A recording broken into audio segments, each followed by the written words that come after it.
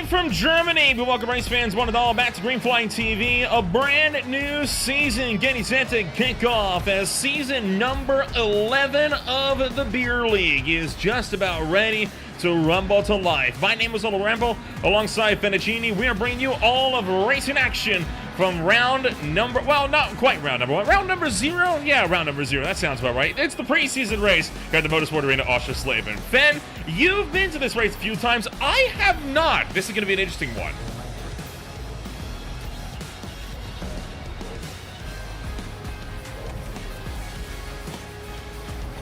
I love racing here. It's one of my favorites for LMP3s, GT4s. Really kind of the same speed machinery that we're driving tonight with these Legend 34 coupes. I think it'll be a blast.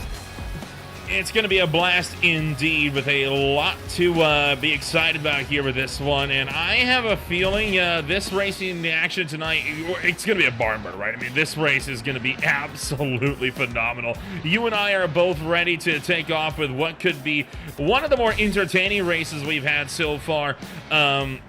When it comes to Beer League action, it's all the excitement of having a brand new car to play with. And today, we'll be running with the Legends Ford 34 Coupe, as will be the case throughout the entirety of the season. Sporting a Yamaha 1250cc engine that generates 122 horsepower worth of power to that motor. And of course, fuel capacity at its peak, it's only 20 liters, but of course, we're looking at around half capacity for that one. Less than 2,000 pounds, only 1,100 pounds, 500 kilograms at the top speed of just shy of 120 miles an hour. It's one of those cars, it doesn't have a lot of speed, but what speed it does have, it delivers it to you quickly, because with that lightweight race car, boy, you feel the punch of those 1,250 cc's quickly. Absolutely. It feels a lot faster than it looks, but it's also, you know, like you said, 1,100 pounds, so it doesn't take much for that Yamaha engine to get it up to speed and moving, and you end up feeling like you're going a mile a minute down some back straights, even though you're doing 120, maybe a little bit more, depending on how your fuel load is. And while it doesn't sound like a very big number with that 20.06 liters, 5.3 gallons, cut in half for us here this evening, it is definitely doesn't use a whole lot. It's a motorcycle engine. It doesn't chew through a bunch of fuel over a course of a lap here or anywhere. So, well, let's take a rundown of what a qualifying lap around this place looks like with these cars. This will kind of give us an idea of what we can expect to see throughout the entirety of the season. Let's ride on board with John Combs here. He is just working his way out to the final couple of corners, and you see how much he is already struggling, just trying to get the power down, increase the speed upwards of 105 miles an hour into the top gear. He has just put down the provisional pole lap of the night, down to the turn number 1, and he's immediately going to loop it on the good old sausage curves. Yeah, those sausage curves are really dangerous for these cars with no TC or ABS to keep them supported. You're going to have to take that turn 1 very gently, and this is the nicer version of the turn 1, not the hard 90 that people often reference when they're talking about the who made this corner line, as famously quoted often when talking about Oschersleben. And they fly around from turn 1 into turn 2, a nice winding, almost hairpin into an actual hairpin. So riding along with Eric Ronenberg. Eric Ronenberg right now just working his way throughout the racetrack. He just went into the triple through 4, 5, and just leaving 6, then jams on the binders, downshifts in a third for the 180-degree corner of turn 7, and then the 8, 9, 10 complex. You and I speculated possibly was a McDonald's up here at one point, because it is labeled as McDonald's. Obviously, no Mickey D's in sight, and that brings us down the second longest straight of the racetrack on the approach towards Shell Curve. If there's going to be an attempt at an overtake, this could be one of those places down at turn number 11 under the Sig Solar Group signage. Through 11 and out through Almond Curve of 12. Again, hops up on the sausage curves, pushes him out right to the AstroTurf, sends himself for Bauer into 13, and that will bring him down to Zeppelin, the final corner on the racetrack. And well, that's a bit of a disconjointed lap, but a lap nonetheless around the Motorsport Arena Oschersleben. Definitely getting a feel for how this track will shake down for all of the drivers, especially with those sausage curves, really popping the car up in the air. No downforce to kind of keep it pinned to the ground in any capacity. So it'll get loose under pretty simple situations that would normally a car could, with some downforce or a little more weight, could both take a corner a little easier. You see Ronneberg going off the road as well, as we'll flash up what some of the qualifying times are looking like in this one, and going to show you who's trying to make moves where. Carson Catlin just set his PB of the race. He'll go up to the number 17 position. Meanwhile, Ryan Verhulst is just a little ways behind, coming off of the final corner now.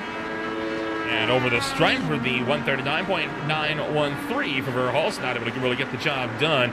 He got his lap invalidated. Aaron Thacker, meanwhile, improves to 14th. Greg Beckman also, I think, had an invalid lap time, or it is not on our timing board that I'm seeing. Oh, no, down in 22nd. Excuse me.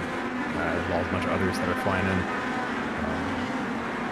Blake Gambrell, Mac Verstappen, Austin Tucker, also all setting lap times. A couple of good sectors there for Mac Verstappen, as well as Blake Gambrell, but I believe that was another invalid lap.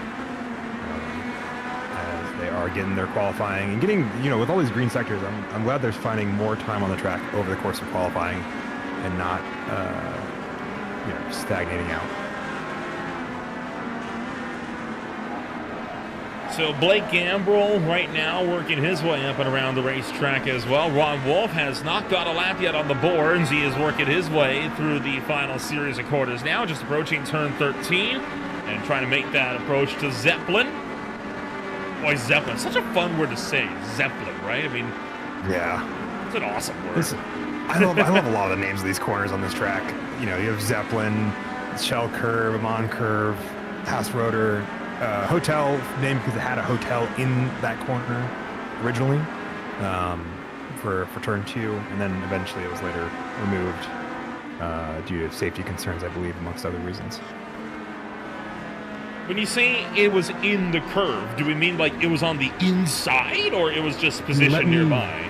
It was either on the inside or the outside of turns 1 and 2. I'm trying to remember exactly which of those two it is, but it was very close to those turns.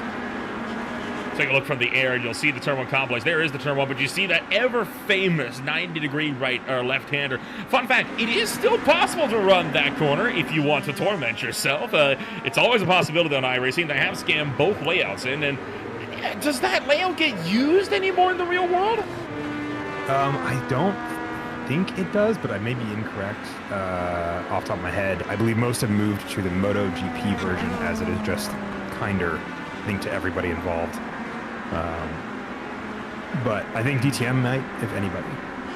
So it's one of those things where technically, so looking at it, at least according to the racingcircus.info here, it is still technically in play, so it's able to be used, but whether or not people actually use it is obviously a matter for debate, and that could differ from series to series. Back to the shot, Giovanni Romano in the 99 entry, making his way around to the start-finish line this time by. And Jake Kasich puts himself into third, and Romano for his second lap, not able to get a time on the boards. How about Alex Crawford? Across the stripe, purple in 2 sectors, and he'll extend his gap back to second. He's got about 3/10 on the field now.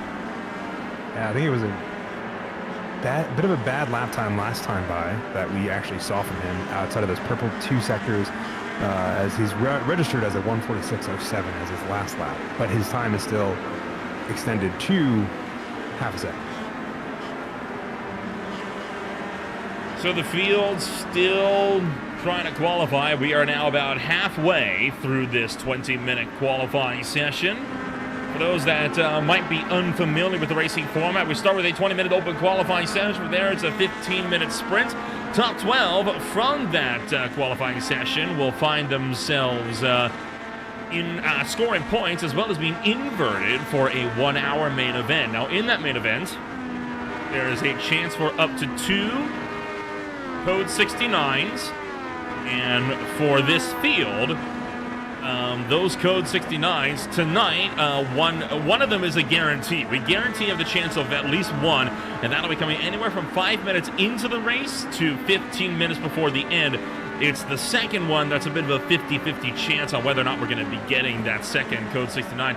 They are talking about potentially giving a mandatory slowdown for all of the races this season, and in particular because of just how brutal this car can be. I mean, this is not a kind car to race for over an hour. Most times where you see this car being raced, and in particular on the oval side of things, right, you're looking maybe 20 minutes tops. I mean, usually only about, what, 20 to 30 lap races at the very most. I've seldom anything more than that. I know even on the road course side, in particular in the UK, races are seldom more than half an hour. Yeah, these things are meant for the 20 to 30 minute sprint racing. You can tell by the size of the fuel tank and its usage. It has the ability to run longer, but not by much. And it doesn't look like it's designed for endurance style racing, kind of what we're more using it for here. So it'll be interesting to see whether or not that becomes mandatory. I think it'd be very kind to the drivers to have a code 69, especially with how unforgiving this car is at the best of times and how on edge you have to almost feel to maximize your time here. Ooh, hanging that rear end around as he is keeping through that time for number 5, Max Verstappen. Yeah, Max Verstappen back here, still running that number 5 car. Haven't seen Mac around in a good little while. Wonder if this is going to be the return to full-time racing action for the driver of this number 5. It'd be awesome if he was. I'd love to see him back out on the racetrack. I think the last time we saw him really running full-time was back in the late model stock season, almost a good, 4 or 5 seasons ago. 8 minutes. Yeah, that'd be good. Go ahead, sorry. I was saying, no, you're good. It would be a good return to form for him. And we kind of saw it there with the 63 as well as the 243 behind him of Austin Tucker. The draft for these cars is very critical to making overtakes. Being able to really hug behind the car and pop out at the right time to make it around will be, I think, vital in that back straight like you were talking about towards Shell Curve. And it's being critical in this qualifying session as well, because you just saw Jay Kasich utilize that drive to put himself into the number 2 spot, only 0.08 of a second off of Alex Comfort's time. So try as Comfort may, he has not necessarily been getting these huge gaps over the field that we're used to seeing out of the number 19. Absolutely. I think it's drafts play a huge role here, getting good lap times. Because while he was up 2 purple sectors the last time we saw him batting on the timing ticker that I saw, he was then down a good margin, which is why he had a 3.46, and that I think is going to be an off-track for him as he's still finding more pace. As he weaves the tires, I think, to shred off maybe what little grass he's picked up. You saw him dip 2 wheels into it just on the exit of turn 10 there. Easy mistake to make. Got to watch for that AstroTurf. Now, these cars do have the ability to run in the rain, and they opted against it. So rain is turned off for this season. There will be no wet races. It's only ever going to be in the dry, maybe a little bit of overcast, but that's going to be it. The big reason why they made the decision against that, Fen, is because, well, these cars don't have windshield wipers. So being in a monsoon in the spray with no windshield wipers, not ideal. No, I don't. My kind of curiosity is, and I have to go back and do a little more research on the real life car, because while I have tangential knowledge, I don't have as much as some. But they don't need windshield wipers most of the time in ovals because they don't race unless there's unless it's sunny, obviously, or at least the track is dry. It doesn't have to be sunny, but so I don't need windshield wipers. But I'm curious if the road car, the people that do take these on road circuits, have windshield wipers installed. And if that's the case, why didn't we install them on iRacing? I think it's a case of, I don't think they have windshield wipers. I think, you know how like a lot of drivers, especially that race in the open wheel community, they'll have like those special visor tear-offs for wet weather. Oh, yeah. I think it's one of those where it's like it's kind of self-cleaning, but iRacing just never modeled them in, which little bit of an oversight if you're going to make a rain-able car. But they did test it they were testing quite a few cars. They wanted a sort of open wheel experience, and I know they were testing the FIA Formula 4 cars. They were testing the Super Formula Lights, as you see the 68 car go spinning in the background. They opted, though, on the Legends, and I'll have to ask why they opted on the Legends. It's an interesting choice, right? I mean, it's not a car you see often. It does have a big road racing community, almost exclusively in Europe, though. In terms of stateside racing, I've only, especially at my local track where we get a huge diverse range of cars, I've only ever seen one Legend car on a road course. I've never seen one in person. I've seen some footage of it here in the U.S., but it's like you said, it's all primarily Europe that they're used because there's so many great kind of affordable racing options, I think, here in the States that are a little easier than Legends cars to start out on. And so I don't think we see a lot because outside of the oval where it is heavily utilized. I think also the lack of a lot of big oval racing in Europe also dictates their usage in road cars. I'm just curious as if to why they also. I think I'm on the same boat with you of asking the question of why they chose with the Legends Coupe if they were going for, or at least initially shooting for, an open wheel experience. Now, whether or not it's a poor choice, well, we'll find out tonight, won't we? That's the whole point of a preseason race. But I don't think it is either. It's just a unique one, and not one that I think anybody was really expecting. I definitely wasn't expecting it when I was, looking at the offseason and going, oh, Legends, very cool. Not what I was expecting. And I was a little looking at my phone as I was reading it. I was like, I guess this makes sense. Definitely wasn't what I was expecting, but it's going to be very cool. I think it's going to be a very unique experience for both drivers as well as what we're seeing here on the broadcast, as they are such unique cars. Alex Crawford still trying to find time, but no more time to be found for Giovanni Romano as he puts the car into the wall. Well, Crawford did go purple in the second sector, but I think that dip into the grass as Ben Williams goes spinning off might do him in. Was that enough to give? It was not. That's going to count. 139.64. There's the dominant lap time we expect to see, but that surprises me, to be frank. You saw him kick up gravel there on the exit of turn 14. I thought for sure he would have been getting the off-track 1X for that. I don't think so, because it still was less than half of his car over the line, and I think over the curbing, which is part of what they have for the exceptions, for the boundaries at the gravel traps, I should say. So, 2 minutes, 15 seconds to go this afternoon as we are continuing on through this qualifying session. By the way, right now on Green Flag TV, also the PSR SimGame Expo Truck Series, currently in the back 20 minutes of their second race at Bristol Motor Speedway. That race has not been kind to them, but hopefully we'll be getting some of those viewers jumping on over here once that race draws to its conclusion. Should be a good race tonight. I'm really hoping we're going to be having... I hope we're going to have a good race. I mean, we got, over 30 cars here? We should be more than fine. Absolutely. I think we'll have a blast. Both here in the booth, as I think as everybody on track will enjoy a good amount of racing for these cars, more than probably that most people who race them in real life see. And absolutely, I think it'll be a good showing for everyone involved. I'm excited. Probably going to bring it to a stop near the front straightaway, while other drivers like Josh Freed and John Combs are still trying to find some extra speed in the dying stages of this. 1 minute to go, so drivers are now beginning their final laps.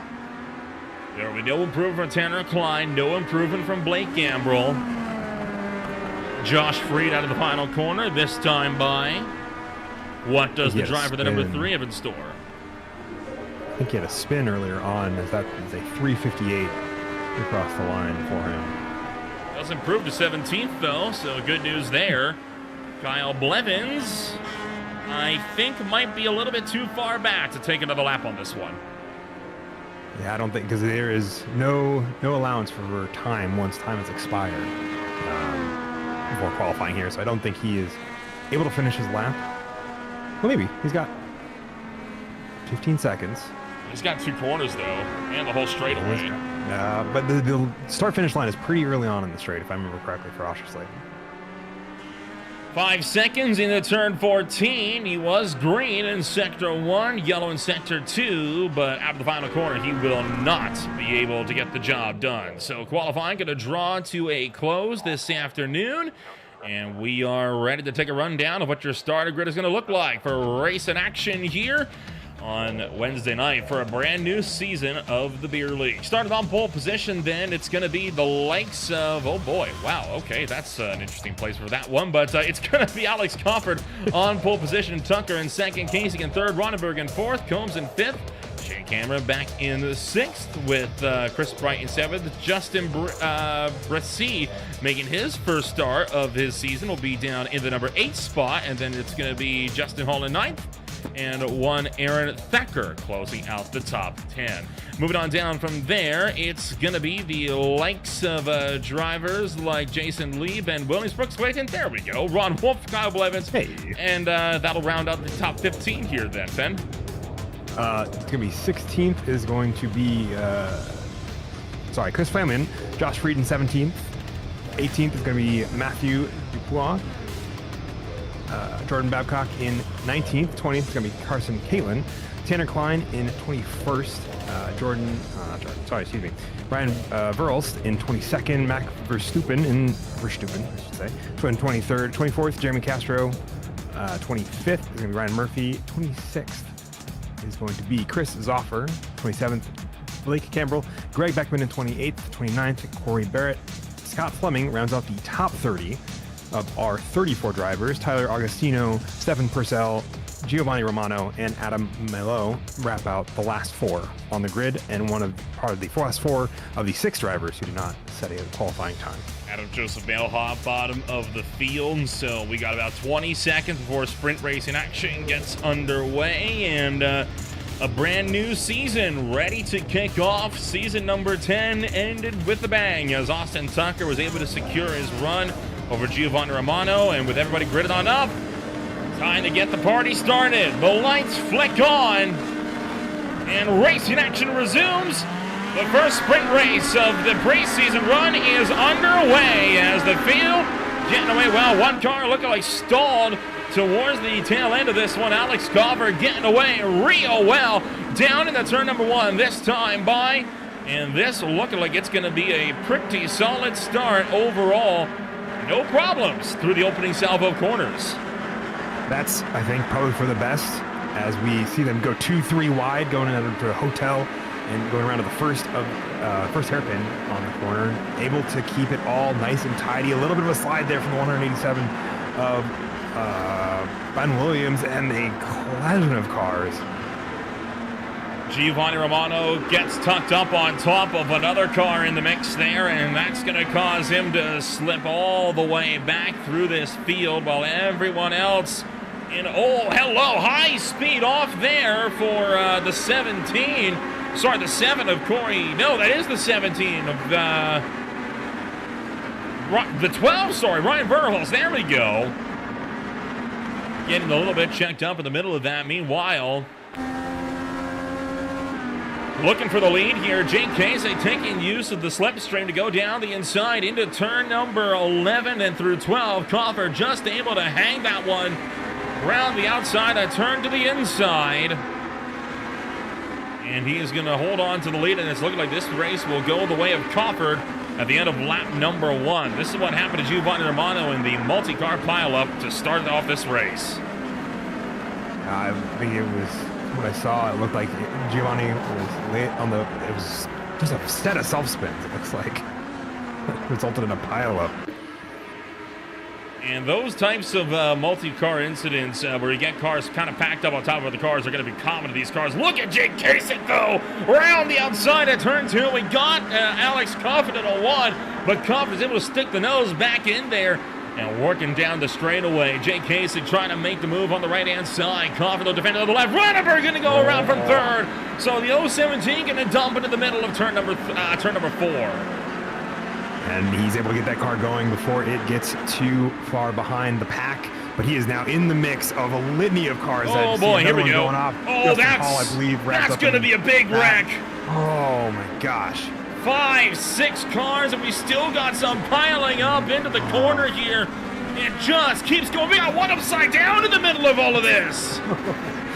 Now one upside down, I believe. I think that's Castro. I think it was. It is.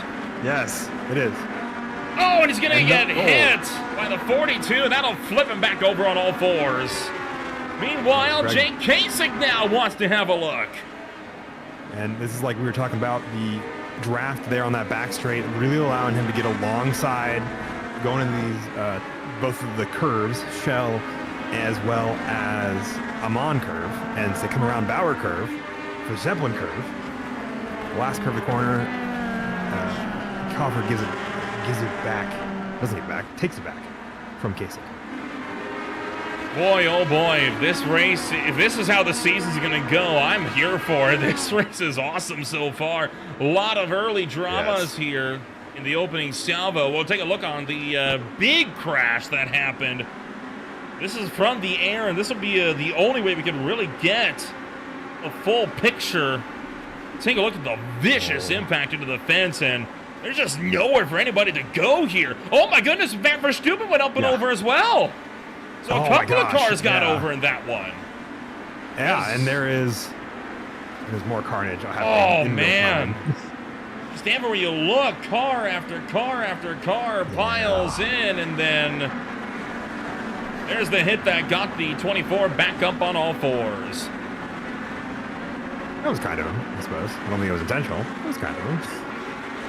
I think it was. I think you get points for flipping a car back over onto all fours, and it's a preseason race, right? It's a preseason race and a sprint race. You're that far back, you're not gaining anything. Why not? Damage is off. Yeah. Have to remember that with all of these cars, that they lose parts and they just get reattached magically. Once again, Jake Kasich making the move, but Alex Crawford just able to hang that one in there. But this time, Kasich has got him on the exit of... No, he doesn't! Crawford gets him back.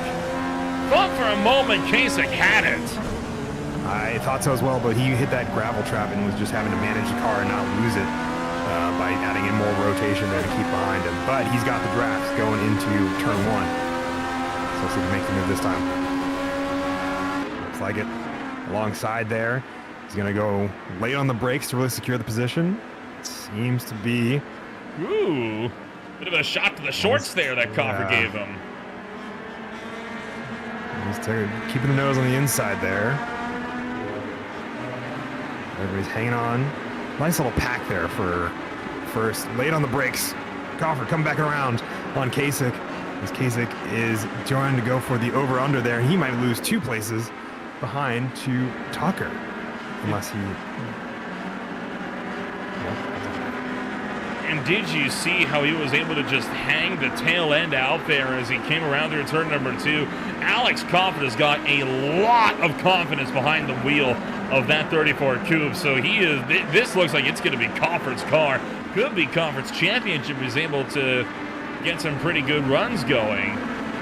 But for now, Max Verstappen battling it out with Ben Williams. This is for 15th on down, and you got side-by-side behind with Augustino and Thacker as well.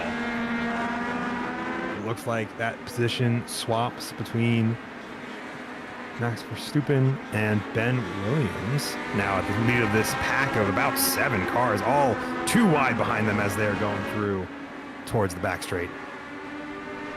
For the lead, Alex Crawford retakes it. Jake Kasich in the mix as well, as Kasich going to drop back to 2nd. Tucker 3rd, Combs 4th. And approaching the halfway. It's shocking that all of this has happened in the first half of the sprint race, and we've already got so much to talk about. And critically, we're only on lap 4. This is all happening now on the 5th lap of this race. So all of that in just 4 minutes. Sorry, 4 laps, and how about this? 3 wide for 2nd, but backing out is going to be Tucker. Absolutely, I think making the smart choice there, but he has the run going into the 3rd corner. And there's a little bit of a bump there, maybe? Yeah, Jake. Oh, here we go. 3 wide again. John Combs able to get into the mix now. Jake Kasich going to be dropping back, and that gives Crawford some much-needed breathing room. 1.3 seconds up the road as Kasich and Tucker are going at it. They're not going to win the sprint race by doing this, but again, there's no points on the line. The point of today's race, figure out what works, figure out what doesn't. May as well get a head start and go early. Absolutely. I think it's working pretty well in terms of the amount of close battles we have. Like this one for 15th, we're going back to. Oh yeah, we've had a lot of good races so far, and I mean this fight back here, absolutely no exception as Max Verstappen. Oh, and in fact the O2 going off. That is Ryan Murphy that's just lost it down the road, and a huge snap there for Justin Hall As he'll tuck in line behind Verstappen. Verstappen finding himself upside down earlier this race. Yeah, and magically, I think, was able to get righted with the help of some of the other cars in that big accident. I'm trying to figure out what happened here with Ryan Murphy. Oh my goodness, there was the hit for Jason Lee going up into the air, and there was Max Verstappen rolling over big time, and then Jimmy Castro spun up the road, and he just kind of got tipped over on his roof. So unfortunate for him. I mean, that was just... It was a disaster waiting to happen, and it did not disappoint, did it? No, it did not. We saw Ryan Murphy off there. I took a little quick look to see what was going on there. It was just a self-spin. He was able to keep it on track. And he's moving the right way. Oh. 3 wide into turn 1 is a choice. Especially this one. And thankfully it's not the 90, where it would be a lot sharper and a lot less forgiving, I should say. They all seem to keep going in the right direction. Ben Williams, I think, is excited to be at the front of this and not the back. I think I saw Ron Wolf. I don't blame him. I don't blame him for being excited to be near the front of this thing. I mean, approaching the 5 minutes to go mark in this race. Aaron Thacker. Best lap was set by Giovanni Romano in that pack of cars at the tail end of it. 139.53. It really does look like these cars going faster than 120 miles an hour around here. It's the size of them, right? I mean, these things are tiny, and they're able to make these types of moves like this. It's a wild scene, and looking like Giovanni Romano has had a bit of a moment as your fast lap setter has just taken himself out of the race. Meanwhile, a fight for second is on between Tucker and Kasich, with Combs also in the fray. And don't forget, this could be for the sprint race win, because Crawford has a tendency to take himself out of this race the fashionable way. Well, he has about 5 minutes to do it, if he's going to do it. And maybe he might get lucky, he might not. We'll see if he's able to do it. But I think Austin and the rest of that pack are in a very nice place. You know, good, solid 3 seconds up the road from Chris Bright. And this was Max Verstappen. Getting into the back of one car in front of him and just being pitched sideways, and was able to gap it up at least. Yeah. Now it keeps it going the right direction. And that pack in that battle has just stayed solid. This whole group of cars now, you know, Justin Hall now up in that mix from further back as he's worked his way up the field and back up the order after an incident earlier on. Whoa! And around Clayton into the grass, but he's able to recover as well. Absolutely. Keeps it steady.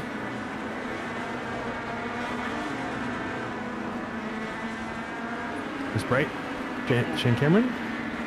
Yeah, just as we say that, Justin Hall comes together with Ben Williams, and they're both sent off the road.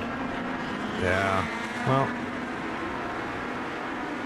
the rest of that pack is still using the draft. Oh, look from Max Verstappen there. Try to wing around. We'll jump back to Jacob Kasich and Austin Tucker in this battle for second. And this scrap for fifth as well. We got 2 laps to go in this preseason sprint race. Too wide. Still hanging it out there in the background of that shot. Out for second continues. Trying to see who is going to come out of this. They're still too wide. I think it's one of the things I'm going to be very excited to see a lot of this season is these 2 wide battles, because of how forgiving the car is on being not an optimal line in terms of racing. Ooh. Coombs taking an off track just to avoid running into the back of, I think it was Austin Tucker there. So Tucker and Kasich will be in lockstep 1-2 as they prep themselves for the final lap of this race. Meanwhile, Dupuis finds himself going around as Kasich will take up the number 2 spot. Switches a little bit on the entry to turn 11. Out through 12, though. Oh, he's going to clip the gravel trap. And that is going to allow for Tucker to get back to him, but not enough to have an actual look at the 13. I would bet, though, he is setting himself up for the blast down the front straightaway. Absolutely. Tucking into that draft there, as you can see him just hiding behind Kasich. And as we see the white flag being waved by Barney, is that his name? Yes, it is. Indicating the last lap, excuse me. I'm waiting for that look from Tucker. No, he keeps it tucked in behind Kasich. So Kasich, Tucker, second and third. Could turn into first, though, if Alex Crawford has anything to say about it. Crawford making his run towards the end of the field. Meanwhile, Ryan Verhulst looks like he has had a bit of a moment. This is coming around to the front straightaway. Yeah, looks like he got a little loose initially, and then didn't get off the power to let it collect itself. Little spins around.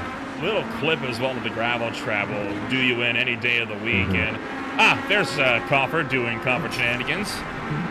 Yeah. That tracks. Like, that's about on par. Yeah. He has elected to. Oh, he tried to pitch it over the gravel trap. Credit to him. He almost got it. He got up on 2 wheels. Yeah.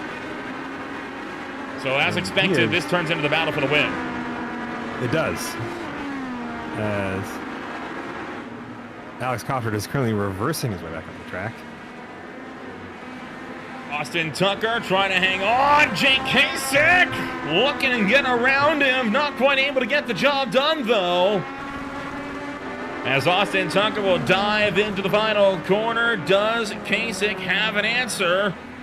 Coming around the front straightaway, an answer. He does not. No. What a battle.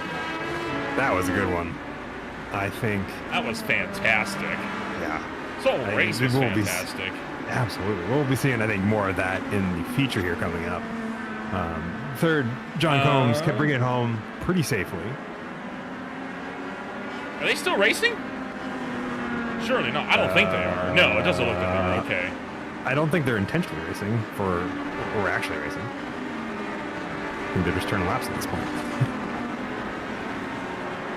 They're still at race speed. Yeah. I saw the white flag last time by. I saw it too, and I saw a checker flag. Yeah, the checker flag's out. I think they're just flying at this point. Who knows? Okay. Anyway. So they're just having some fun with it. They might be going for another bit of a test lap. But there's the shenanigans we're used to seeing.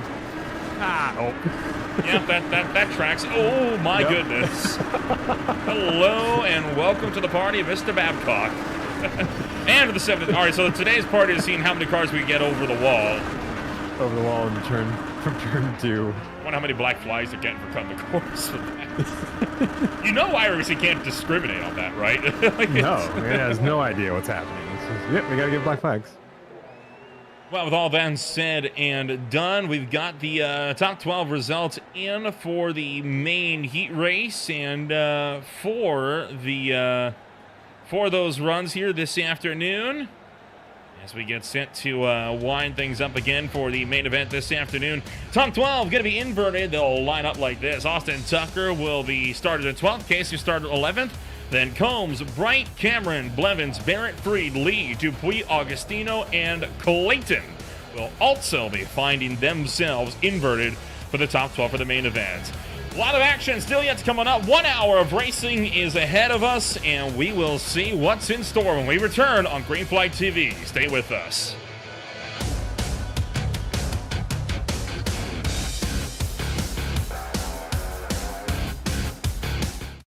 Racing isn't easy, but experiencing it is.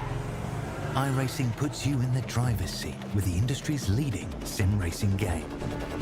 Drive on laser scan replicas of the greatest racing circuits from around the world. Go head-to-head against other drivers chosen by skill-based matchmaking to ensure competitive racing at every level. Compete across all your favorite series. In officially licensed cars, engineered to deliver the most accurate driving experience possible.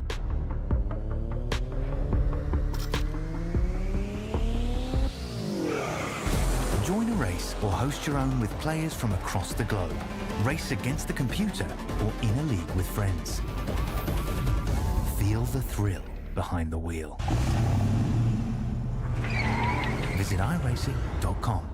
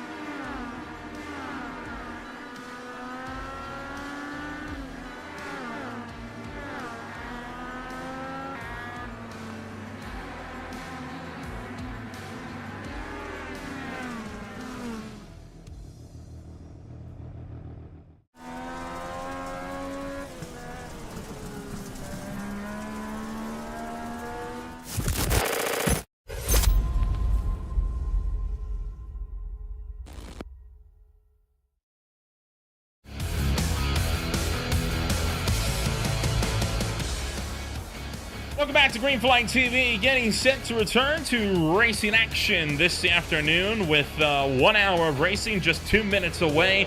If you're just joining us, my name is Little Ramble alongside Fettuccini. You are watching preseason action of the Beer League from the Motorsport Arena Oschersleben. Fen, what a wild way to kick off racing action here this afternoon, and there's still an hour of racing ahead of us after the 15-minute sprint with the top 12 invert. This race is bound to be a wild one. Absolutely. I don't think it's going to be any tamer than we saw in the sprint. I think it'll be more of the same. I think it'll probably inevitably settle down once we get out of the initial couple laps and the field kind of makes themselves into the little pack-like groups we saw in the beginning of the sprint race. But I think it'll be equally as intense as we saw. Coming up on Green Flag TV, the Speed Cup Series out at Bristol Motor Speedway tomorrow night with the SRA IEL Truck Series entering the final round of their championship on Wednesday night for the Avondale 150 Truck Finals. And then, of course, ASRL swings out to the French countryside. They race at Le Mans with no chicanes for Xfinity car racing action. That'll be coming on up on Sunday afternoon. Just some of what we got in store for you over the next little while here on Green Flag TV. So, a lot coming on up over the next few days. I know the PSR Syndicate Expo Truck Series just wrapped up their race a few minutes ago. So if you're jumping over from that race, welcome over to the Beer League, and we hope you'll stay with us for the next hour of racing action. The 15-minute sprint was something to behold, and no doubt our main event going to end up being absolutely no different. Well, Fen, your final pick here before we go green and go to the starting grid for the main event? I think the final pick here, man, there's so much to choose from. I think we'll probably have another excellent showing as Alex Crawford makes his way back through the field. Whether or not he sticks with it or does, I guess, usual Crawford shenanigans we'll have yet to see. So we have the checkered flag of the 5-minute warm-up session, and that will take us straight through now into racing action here for your main event. So they'll line up like this as we get set to go racing once again on Green Flag TV. Brooks Clayton starts on the pole alongside Tyler Augustino. Matthew Dupuis starts third. Jason Lee in fourth. Freed is in fifth. Corey Barrett in sixth. Kyle Blevins in seventh. Shane Cameron in eighth. Chris Bright and John Combs with the top 10. From there is Jake Kasich and Austin Tucker. Matt Verstappen, Aaron Thacker, Ben Williams, Adam Joseph Ailhot, Eric Ronenberg, Tanner Klein, Chris Flams, and Jordan Babcock. Justin Hall, Blake Gambrill, Ryan Murphy, Ryan Verhulst, Carson Catlin, Justin Brissy, Stefan Purcell, Greg Beckman, Chris Zopher, Alex Coffer, Giovanni Romano, Jeremy Castro, Ron Wolf, and Scott Fleming close out the field. Fleming did not make the start in the sprint race, and I doubt he's going to be making it as well for the main event, which would leave us with 33. I'm not entirely sure that he will either. We'll see. Should be a good set of cars. Should be a great set of cars indeed, as well. The field just about ready to do battle this afternoon as waiting on those final critical seconds here. And these are those moments, right, where you can feel the tension building as we wait for the last 2 cars to grid. You can. It's always a bit of a nerve.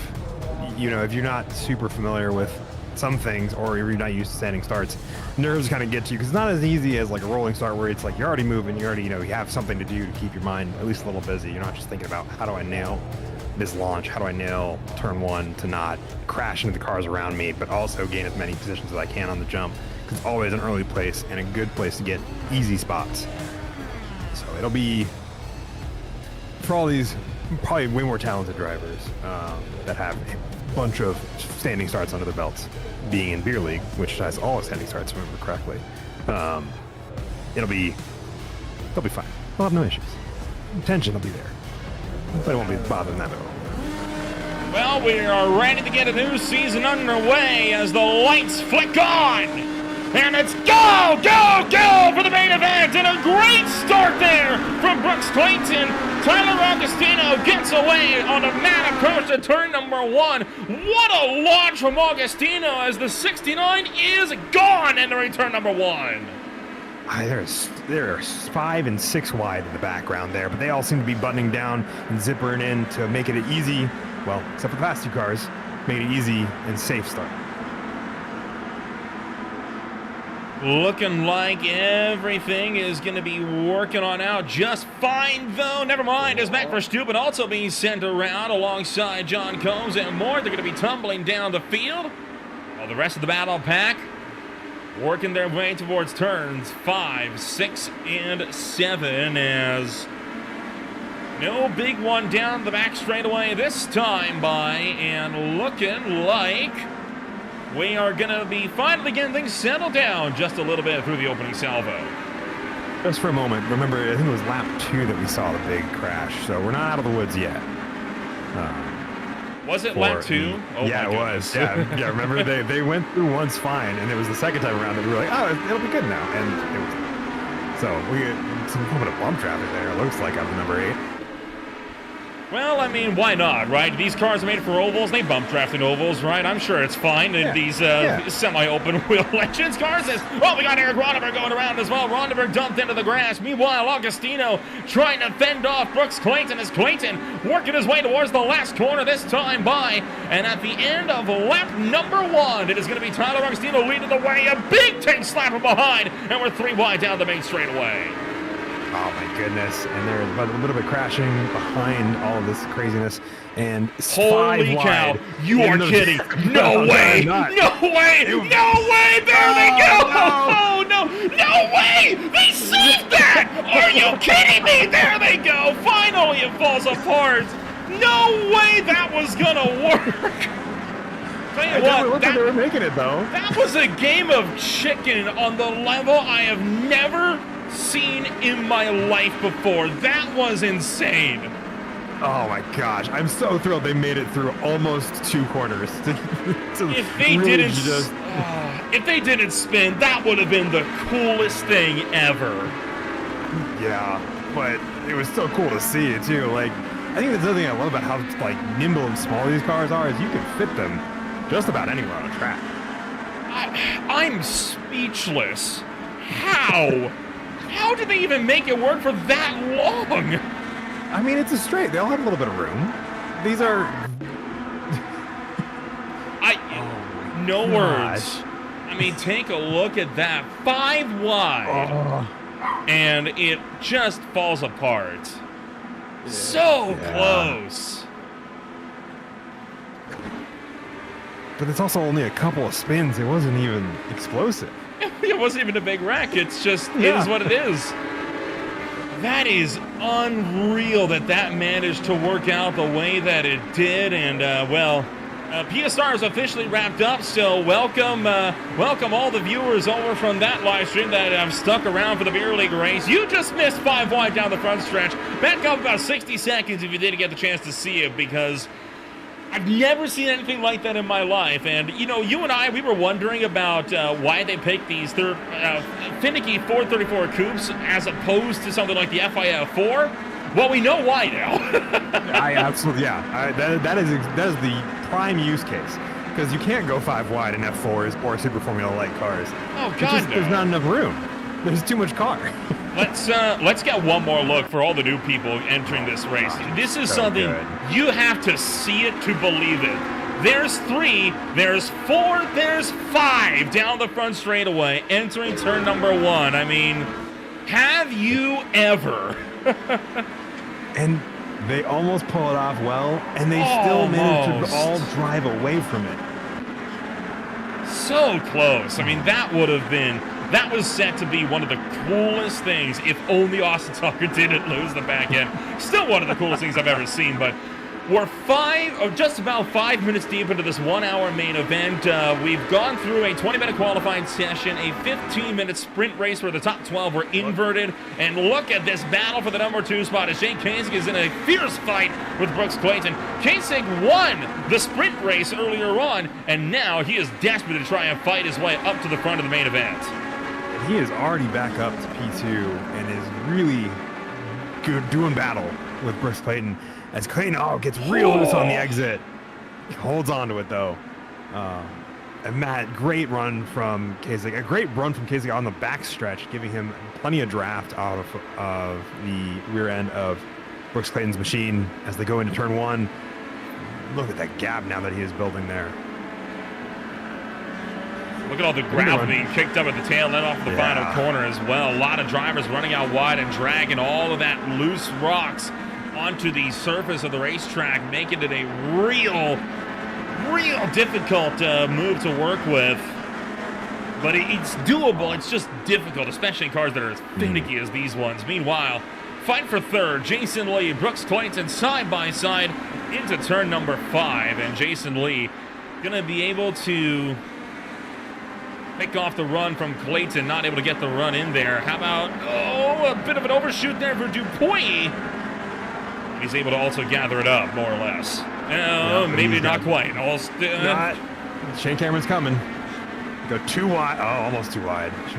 Cameron tucks it in behind and has probably a great draft going out of here on the back straight. And this is where you can make up a lot of time because these cars have 0 aero and are not very aerodynamic inherently. So the draft is beautiful on the machine. Giovanni also tucks in behind. Romano in the mix in the 99. He's going to dip back in line. Romano won 5 out of the 9 races last season. Unfortunately, just didn't go his way. There you see Alex Comfort, the number 1 qualifier of the night. Took himself deliberately out of the sprint race as it so often does. And how about that? Giovanni Romano coming in a pit row, this time by... Code 69 will begin... Probably now. Yes, right now. Sorry. End of lap 4, which is right now. So that is going to put us on the slowdown for the first time tonight. Now, this is an interesting one.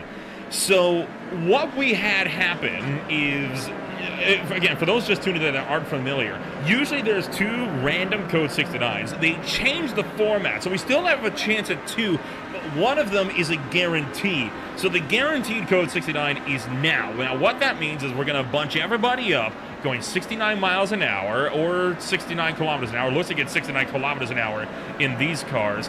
And then once everybody's backed up, they'll double file, and then we'll go green once again. And I still have to see it one more time because I still cannot quite believe that this happened. I'm thrilled I got to see it twice. I think I also saw it on the opening lap in the background of the initial set of cars. And to see it twice on that start stretch is just amazing. The fact that nobody flipped right there is a testament in of itself. And then, man, poor Austin Tucker getting shucked out wide as well. Jeez, man. Definitely a fantastic preseason race, all the way through. So this cars. Go ahead. Sorry. I would say a couple cars in the pits. I believe that is going to be Ryan Murphy. Giovanni Romano, Ron Wolf, and Jordan Babcock have all popped in for the pits. 8 seconds, 8.7, 8.6, and 9.6 on the pit box. for each of them. Most of the pit stops this afternoon, it's going to be a one-stopper throughout the entirety of the race. So around the halfway mark, which is why you see most of the field staying out instead of choosing to go down. And holy cow, my event recorder has lit up with something going on back here. No idea what, but we'll take a look. It's just all slowed down. Yeah, this is just all people checking up. Yeah. So I saw that event, my event logger as well, and I clicked on it. It's like, what in the world happened there? When you see all of a sudden, like, it lights up with like 15 instances in the span of 2 seconds of, oh, blank person crashed because they've gone below the speed threshold. It catches your eye a little bit, doesn't it? It does. Usually a sign to lower the speed threshold a little bit. Yeah. And I'm just like, oh, well, time to adjust my recorder for that. See what changes. Happens all the time in Martinsville whenever I'm running the NASCAR league. You learn pretty quickly. Caitlin, yes, that is true. I'll have to make my adjustments. Carson Caitlin is in to pit lane as well this time around. Our second lap of the Code 69. I think our probably second of 3 or our final. Let's see. So just waiting on the order for the field to grid on up. Then racing action will continue on. 10 minutes deep into the 1-hour main event, and here we go. We're going to double them up, I think. They are. I think it's just how they're driving. I have no new calls from race control here on my end. And to say, hey, we're doubling up. We are currently going through turn 4. Carson Caitlin going back to the track, I think. Yeah, that is Catlin making his way back out with the 666. I don't know why we haven't given the order to go double file, to be frank. I mean, everybody's here. We got everyone. We're all here. I probably was waiting to get closer to the start finish. That's going to be my guess. Because there's a bunch of winding curves. But that is my... That's the fun of it. That's fair. I know it's fun trying to not crash into somebody while also maintaining a 69 kilometer per hour or mile per hour. It's the beer league of damage is turned off. They can handle a bump. That's true, yeah. Although, as we've seen, some cars can't, because we saw Romano get stranded on the top of another car that took him out of the sprint race earlier on. That's very true. Just because they're undamageable doesn't mean they can't get stuck.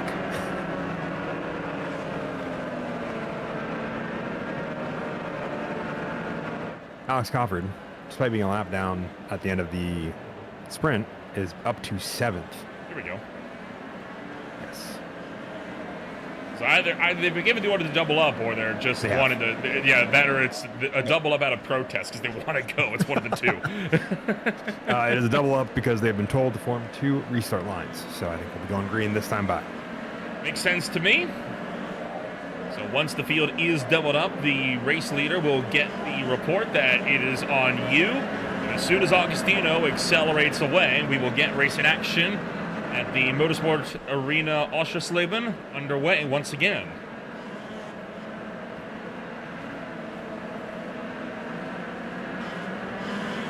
There it is, turn 13 into Bauer and approaching Zeppelin. Agostino is going to jump on the loud pedal, and green flag racing will resume here in Germany.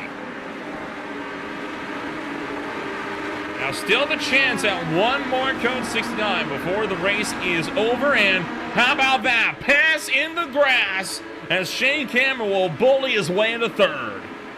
That is definitely one way to do it, but if he can hold on to it here ahead of them, I think it'll be... big collision. Oh, yep. Multiple cars going around to the tail end, 2 with contact and 1 just by himself. Meanwhile, Lee, Cameron, and Moore under a blanket. As the pack gets back up to speed, exiting turn 4. And that was a spin from Justin Breeze, who turned across from his competitors. Agostino and Kasich right now on a 1/1.2 second breakaway from 3rd on back. Great jump for these two. Casey did a phenomenal job to anticipate that restart from Agostino and not allow him to really break away at all. And now he's actually going to make that move for the lead. Going down the inside into turn 11. Now, that hasn't historically gone well for the driver that's on the inside. But it'll work out this time.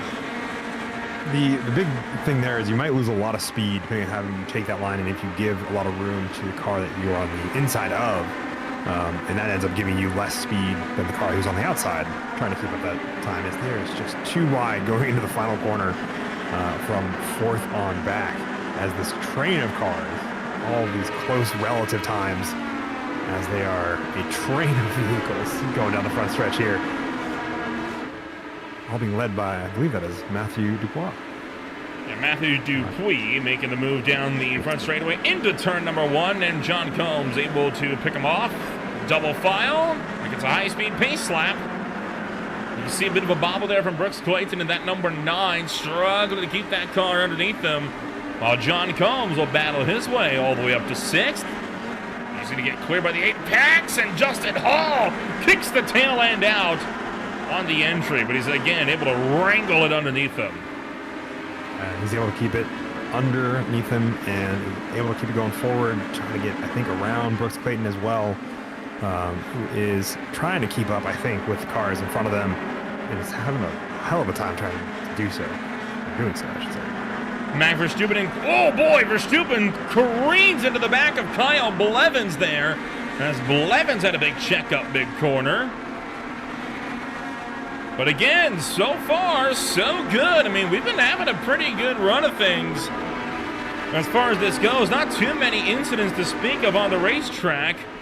While Kasich has been struggling to keep Agostino behind, and Agostino just, wow, holy cow, Agostino really missed turn 11 there. That's going to give Kasich almost a 1 second gap, whereas it was down to just 0.2 earlier. Now Agostino has to defend from behind between Lee and Cameron, who are battling it out for third. Oh, and a collision deep in the field. Thacker going around. He's going to take Corey Barrett with him. And they're going to stack up a few more into Zeppelin. And facing the wrong direction is Tanner Klein's number 63. It's a turned around. It's back underway. This battle for second now rages. If they're able to get linked up and potentially bump draft down the straights, they could catch Jay Casey. It is definitely in the realm of possibility. They just got to know when to back off in the corners. They got to stop overtaking each other here. Alex Copper, though, makes his way to third. It makes his way to third, continuing his climb up the order from where he started in 30th. Aaron Thacker, I think, also making another off track there, as you're seeing on screen. Just cooking it in hot. So Clayton, Coffer, Cameron, Lee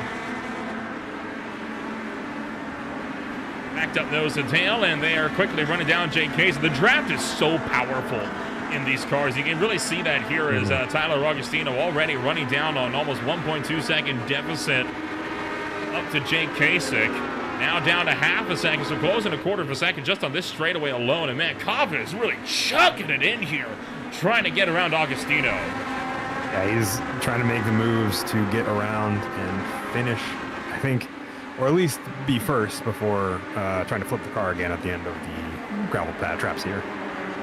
Honestly, if I'm Cofford, I want to let Agostino cook a little bit here. I would sit in line and let him pull you up there. Because, I mean, Agostino's doing a good job on running down Kasich. He just has to not be under so much pressure from Alex Crawford.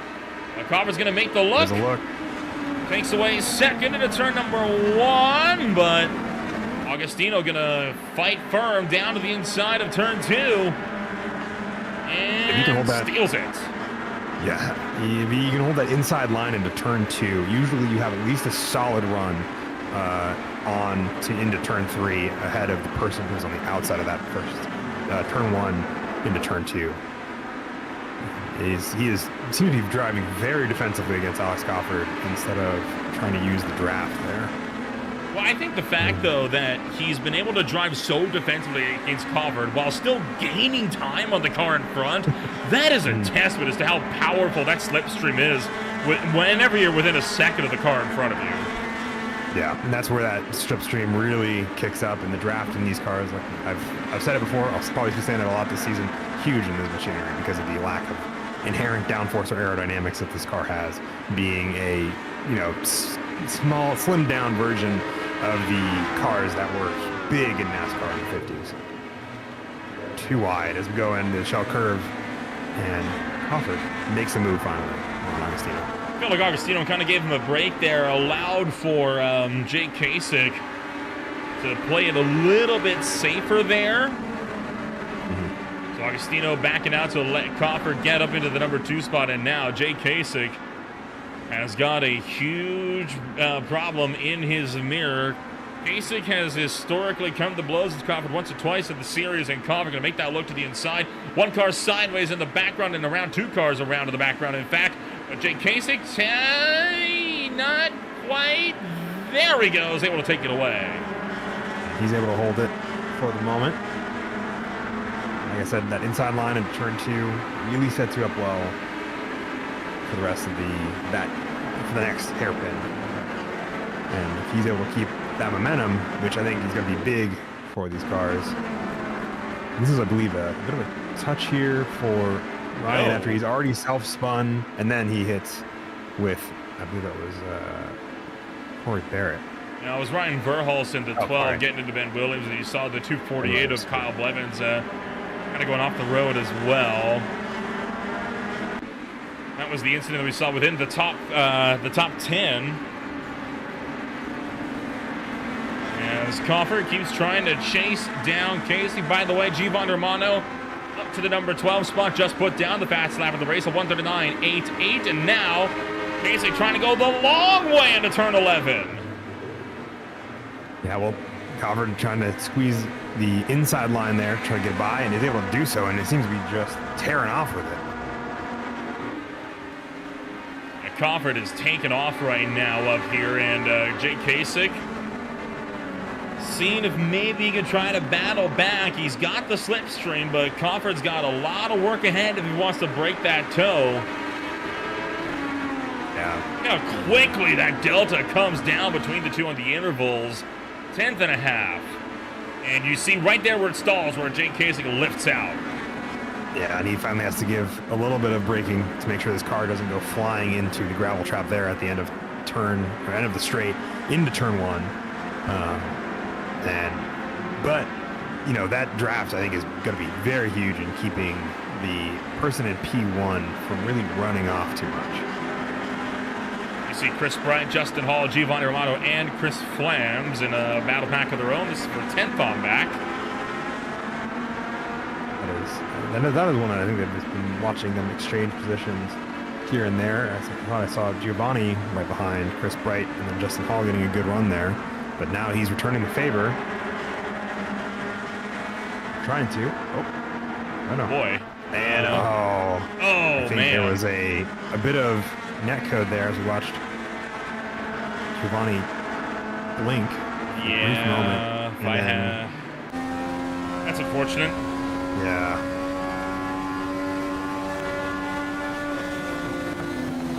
Tucker being bump drafted by John Combs there as they get into shell curve towards the last few corners of the lap. And a little bit of time there.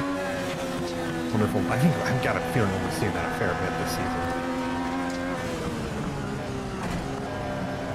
I don't even have an idea of who could be the title favorite yet this season. I mean, these cars have been so good for racing. It's been just back and forth constantly in terms of the pace all night.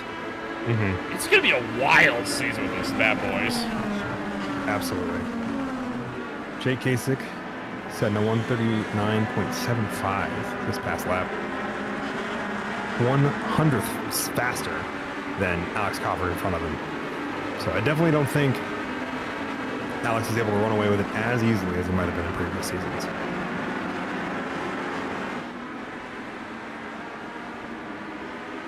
Working down the stretch between 3 and 4 into the triple of 4 to 6. Then around through 7 at Hotel as Crawford. It's got a much wider kind of arcing diamond line. You notice that into these corners, and it's allowing him to give just enough momentum up to stay out in front of Jake Kasich.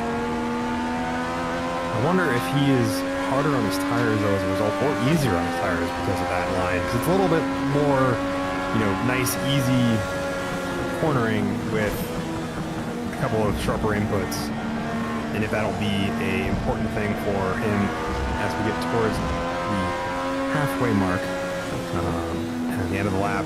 Jason Kasich still just hanging out right behind Alex Crawford going into Zeppelin corner. Coming off the back end of that one as Jake Kasich right there. If he wants to have a look at turn one, this is the time to have that look.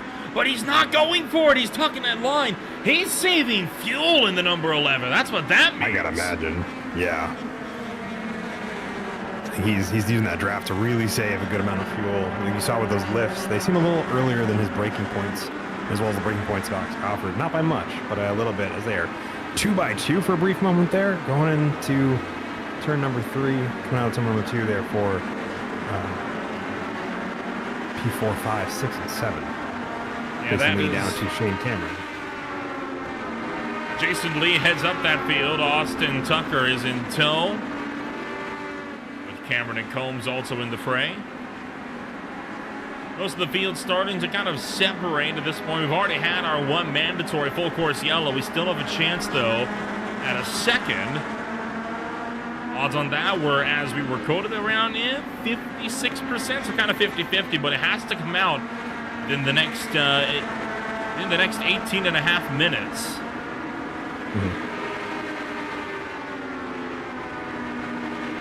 And Jason Lee gonna fall as Austin Tucker is pushed past him by John Combs. To 11, out through 12. Tucker maintains the run. John Combs tucking in behind to try to get that run. See if they are gonna push back towards the front 3. Trouble for Jeremy Castro in the number 24. This is through 10. And by himself. Yep. Right in front of the field. Yeah. Able to dodge out of the way, Ryan Ver. Excuse me. Oh my gosh, Ryan Bernholst. Excuse me. There we go.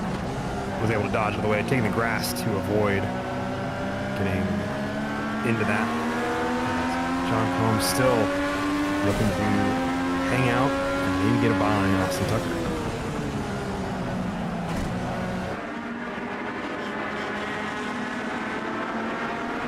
Another battle further down the field. Chris Bright and Matthew Dupuis going at, and then you got Brooks Clayton in the mix just behind. They are fighting for 8th through 10th, and just 3 minutes before we get to the halfway point of this race, and Dupuis going to go double file with with Bright through the triple, but he's going to lose the back end.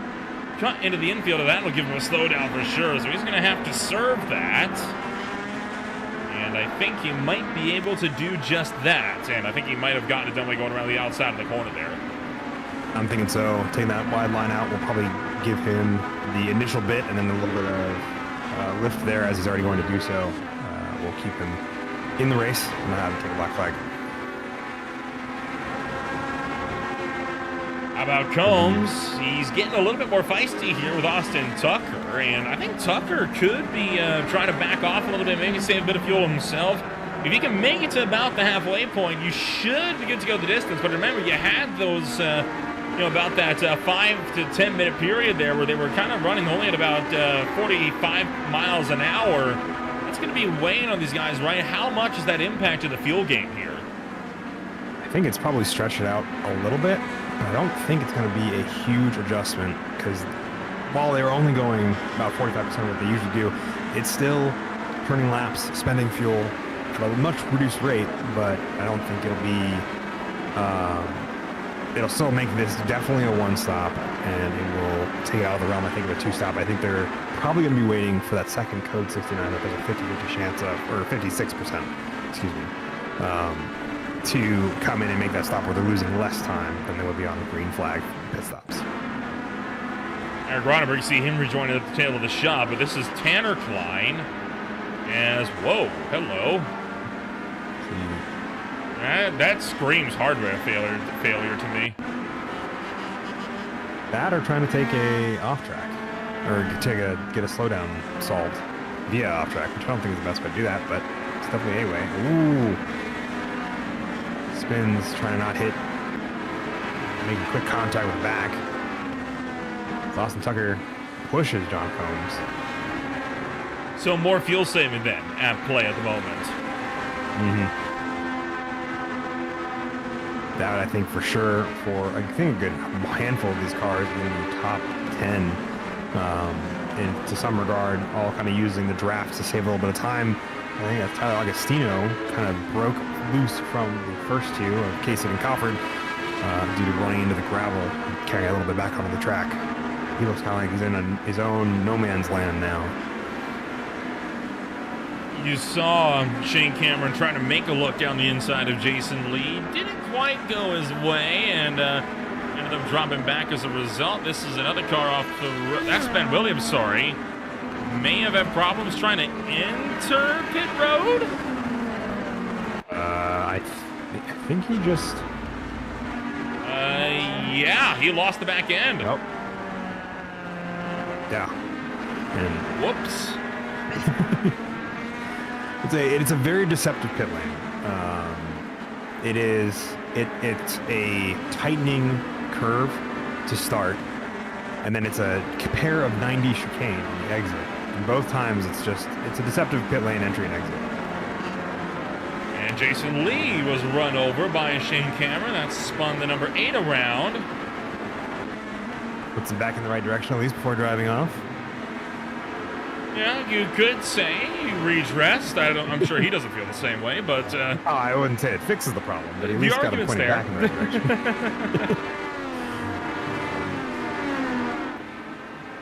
So Alex Koff worked his way around. By the way, we are now into the back half of this race. Over half an hour is complete. We will see nobody coming into the pit road this time by for the top 2. Oh, boy. Look out, Dupuy hopping up and over the curves, getting a little bit bold with it. And here comes Tucker into pit road, and he is not the only one, as Agostino is in as well. And this will probably be a fuel-only stop, is my guess. These Legend tires are pretty sturdy, unless they have a need for them. 3 wide again, jeez. Chris Bright got a little bit unsettled on the exit of turn 14 and just able to get everybody tucked back in line there. Romano goes wide, though, and Dupuy trying to stick his nose down the inside. Looks Clayton Chris Bright also hanging out in the back of that. I think going to capitalize on Matthew Dupuy's slow exit out of turn 2. He takes a wide line as we go right up the inside there. He might be falling to the back of this train of cars. So field is going to be in lockstep here. Bottom of the screen, you can see the track map that kind of labels who is and who is not on pit road. This is tracking by on-track position. So you see your current race leader, Alex Kofford, right now down the back straightaway. On the approach to some of these tail end corners. Justin Hall, Eric Ronenberg, Ryan Burles, Ryan Murphy, Stephen Purcell, Greg Beckman, Blake Gambrell, all in as well. Tanner Klein, Chris Zoffer also heading out of pit lane from their first and probably only pit stop. Yeah, should be their only pit stop, although Tanner Klein going to bring it to a stop for whatever reason. Not sure why. And your leading 2 are in. Here comes Chris Flams, and oh, there goes Flams. He's going to catch the Armco. Exactly like you were talking about. That's the exact same place where you saw one driver into kind of going out earlier on, and that, I think, really puts it in perspective just how fast you're going coming around that corner. And it's over a crest as well, and an off-camber corner to boot. Yeah, it's deceptive for a litany of reasons, and I think because you're also coming off of a pretty high-speed corner initially, you have to remember how much you have to brake, and we saw it catch at least 2 people out, and it's been pretty routinely able to do so. That off-camber nature as well really can help some settle cars that don't have much downforce, such as these ones. Max Verstappen and Chris Bright, Corey Barrett, Matthew Dupuis, Aaron Thacker, and Kyle Blevins also all in for their pit stops, as well as our leaders, Alex Crawford. Well, there goes one of them at least, as Shane Cameron will take the lead. Yeah. Jason Lee spins it again. And able to keep it out there. Giovanni Romano took his pit stop on lap 4, and is now into P2. I think he might, if he's fuel saved correctly, he might be okay to run the distance, but it'd be very tight on fuel if that's the case.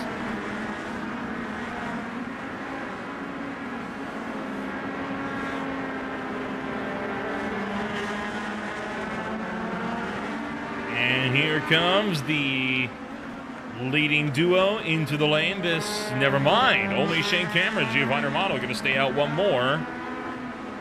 But Shane Cameron is in for his mandatory pit stop of the night. Jason Lee is also in after his spin.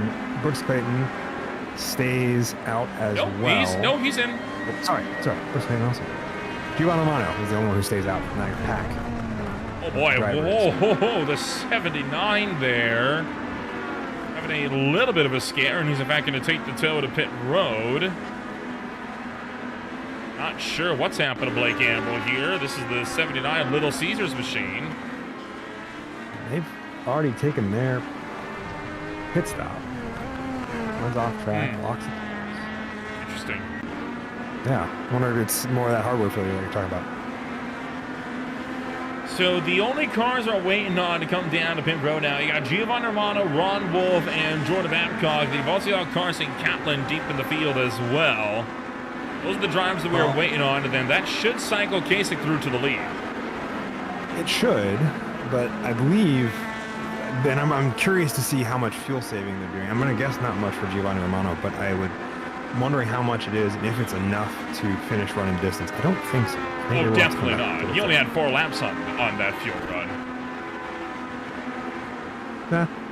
I'm curious how little he then has to take at the end as a result. Yeah, that's the big thing here, right? Is the fact that it's not that he doesn't have to make another pit stop. It's that his stop could very well be significantly shorter than everybody else's. We're talking about drivers that are in there for like, what, 22, 23 seconds, right? And Romano could, in theory, maybe just try to get away with only about maybe an 18 or a 17-second pit stop, which could be huge when the field is as tightly packed together as we've seen it tonight. Absolutely. I think it'll be, we'll have to see. We'll have to see how this pit strategy plays out. I think it's an interesting strategy to deviate from the kind of norm and planned one style. Jake Kasich, though, getting around Alex Crawford as Ron Wolf dives in for his first full stop, I would say. Jordan Babcock also in as well. Two of the drivers that pitted during the Code 69. Now making their way down. This battle for would effectively be, I believe, 4th, 5th. Rages on.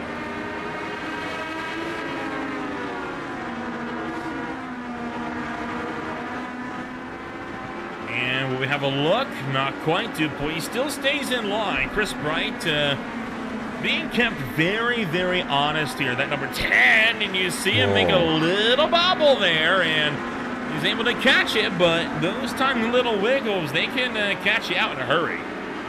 They absolutely can, and you lose a lot of speed with this car trying to get it resettled.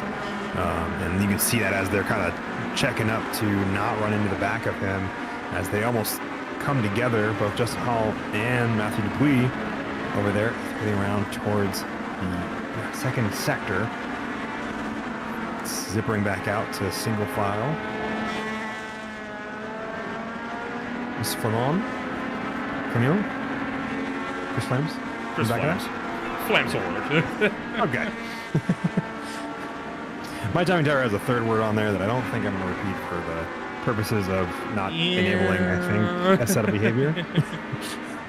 It's not bad behavior. It's just, I don't think it's quite a name.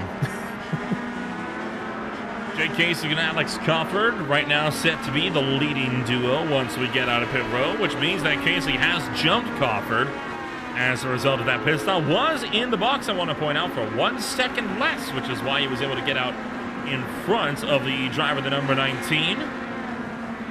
And Romano really pushing this stint late. Absolutely. Like I said, I was curious how much fuel saving he was doing to maybe maximize or minimize the amount of time he spent in the pit lane. Matthew Dupuis, I believe. Just gets on the brakes really late. Wow. There was no hesitation in that car just taking off on him. No, well, you hit specifically that corner and nothing is going to keep that car planted.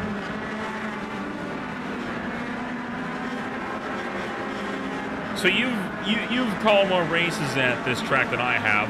Why that corner in particular? It's got a deceptive braking marker, and it's hard to, at least from my experience, it is hard to find a good reference point in any car because the best you have is the pit entry. And it's somewhere in there. You have to figure out where this car specifically needs to brake in relation to that pit entry marker. Speaking of pit entry, Giovanni Romano in for his pit stop. And if you lose sight of it because you're in the middle of a battle, or it's, you just are in the heat of the moment, you can easily get into the rear end of the car in front of you because it is a pretty rounded 90 getting onto the front straight.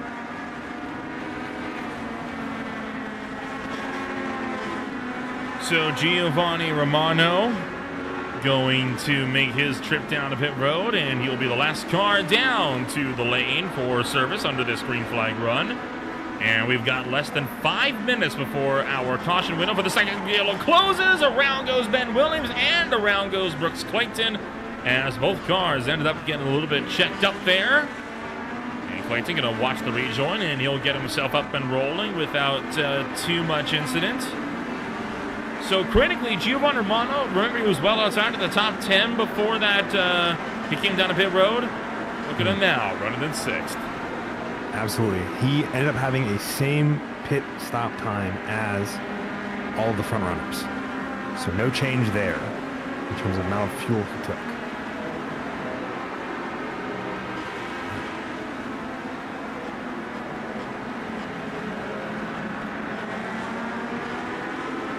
Battle for 8th overall.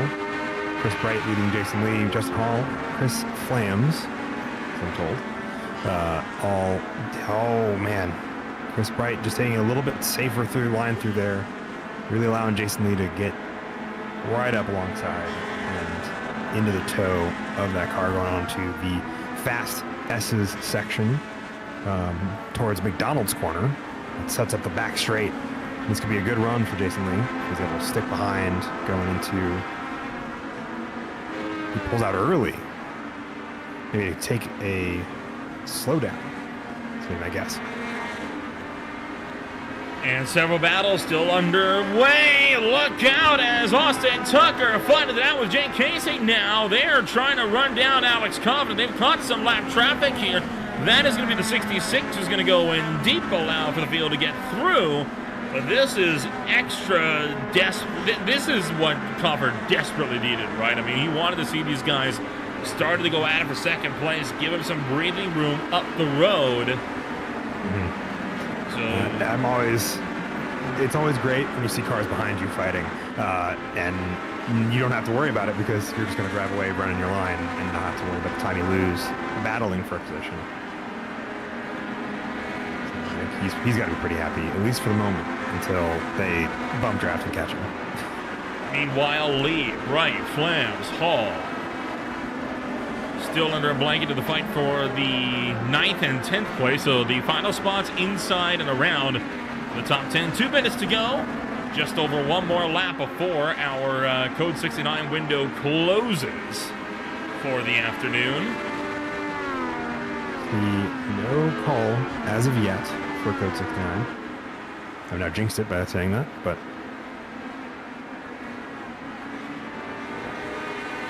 Aaron Thacker and Ben Williams battling it out. 15th. Too wide through a good section of, good portion of the second sector. Nice set of curves. Really fun with cars with downforce. Even fun without downforce. and a really good rhythm section. If you set it up correctly, you can get a lot of time here. But hitting a little loose there, Ben Williams. And he's still loose, trying to get onto the front straight to keep himself in front of Aaron Thacker. But Aaron Thacker has a little bit of a draft, as well as I think a cleaner exit. In front going into shell curve. Ben Williams trying not to hit him. That was a wild moment there for Ben Williams. Take a ride on board with Williams as coming around and you can see him working that steering wheel. Shoot that car out of the wall or spun in front of Aaron. Oh boy! He keeps the tires on that. Interesting part of that is because of the way his tires are, he doesn't get a slowdown because over half of his car is on the curves. He's back in front of Aaron after Aaron had a bad exit onto the start-finish straight to round out a lap. Coming into the mix as well as Eric Ronenberg got an early spin, dropping him down the order. He's making his way back up. Only down one position from where he started. We've also got Mac Verstappen and Corey Barrett going at it as well, as Barrett just got around the driver, the number 5, but Verstappen trying to hold to the inside as we enter turn 7. And hold the inside, he will. Yeah, looks like a bad run for Corey on keeping that car planted. And I don't think they took tires, so these tires are probably starting to give a little bit of wear and not be as grippy as they were at the start of the stint.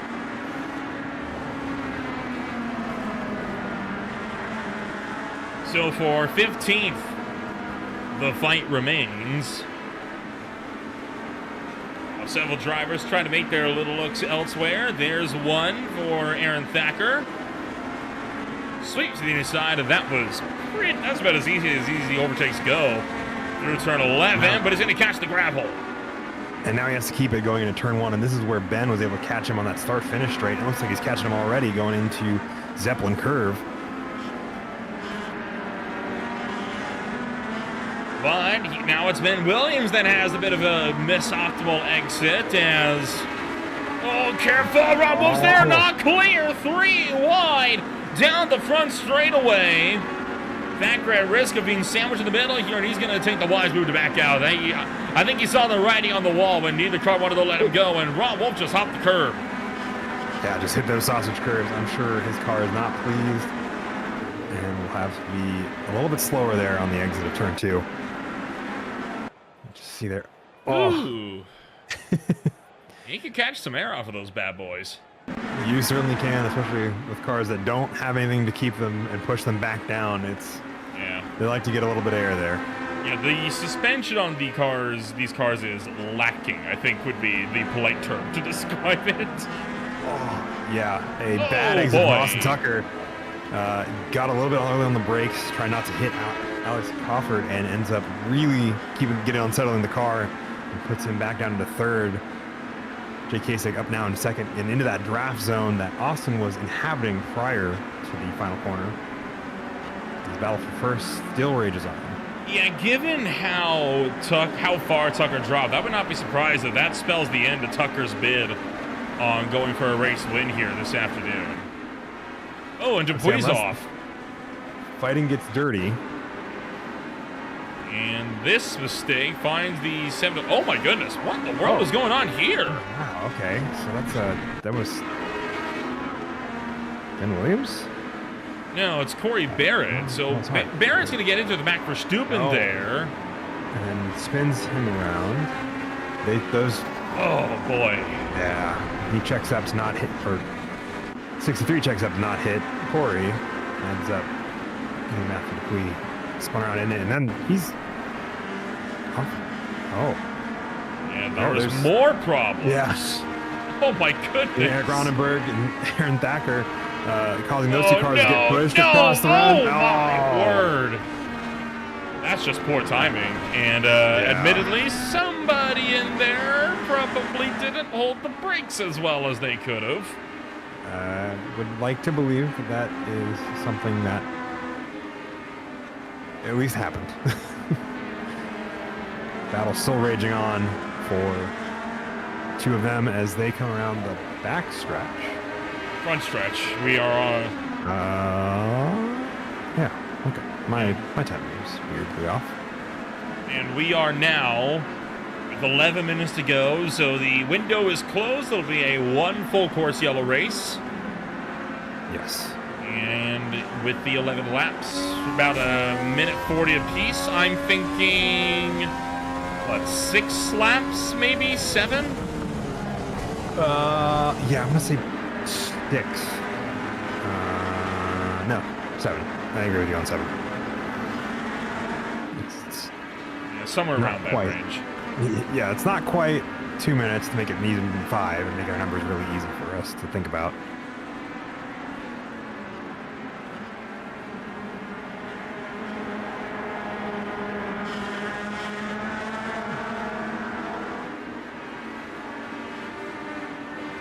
Lon Wolf trying to hunt down Ben Williams, 13th. Jason Lee also has got Chris Flams and Chris Bryant packed up just a little bit behind them as, oh, look out, Lee getting up on those sausage curbs just a little bit. Keeps the car under him though, so he's still holding on, but definitely looks like the car had a moment of unsettling, which has kept both Chris Flams as well as Chris Bright in his rearview mirrors of this. And Austin Tucker has found himself going around. This is a driver that was just up there in 3rd and now dumped all the way back to 5th after he is going to lose the tail end into the final corner. Spins it out. There goes Combs and Augustino. That was the corner he was having issues with the last lap, so I'm curious if it just was gravel that got under his wheels and made him lose it, or if it was just a bad brake marker that isn't working for him now that he has worn tires. Once again, Flams and Bright have gotten themselves double file. I love the amount of racing you can get out of these cars because of the draft. Oh, no kidding, right? I mean, the draft has been a lot more powerful today than, I'm going to be honest, I thought it would be. I thought the draft was not going to be much of a factor tonight. Boy, I was dead wrong, apparently. Absolutely. I had a feeling the draft was going to be big when I was doing some of my own testing, just to kind of get a feel for what these drivers are going to be experiencing over the next several weeks, and just really understand, because I've not driven the Legends car in a road formation at all prior to this, and I just wanted to see what they experience. I know the tracks, I don't know the cars as well, so I was like, what are they going through? What's that feel like? And I got behind a Legends 34 in front of me and just hugged them for a while until I had to go around them and not hit them. I was like, this is wild. But then next corner they're doing the same thing to me. I was like, what the heck? Yeah, it's the Legends 34 Coupe is a very, very, very fickle thing. Absolutely. Extremely so.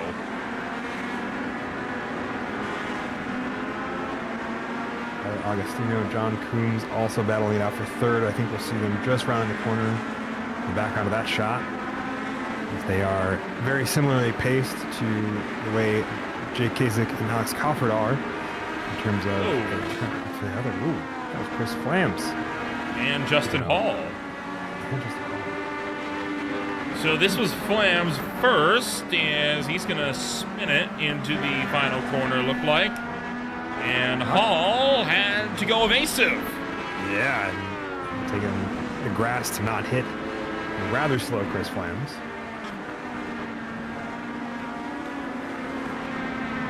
Walks away from it though. 7 minutes to go, looking at about 4 laps. I'm wondering if Jake Kasich is waiting for that white flag pass right here. I think he is, because he definitely could have had the look there. I mean, you can tell he's lifting out, right? He's not trying to pass him. I think Crawford. I think he's doing one of the two things. He is either trying to force Crawford into a mistake, or what he's trying to do is set himself up, trying to find the little chinks in the armor, see where he's strongest at. And, hey, if he spins out in the process, well, that's just a bonus. Yeah. I think he's waiting for the chinks in the armor or waiting for that look on the back stretch there. Because if he can do that and set that up, that'll be a great run down the start-finish stretch in front of Alex Crawford.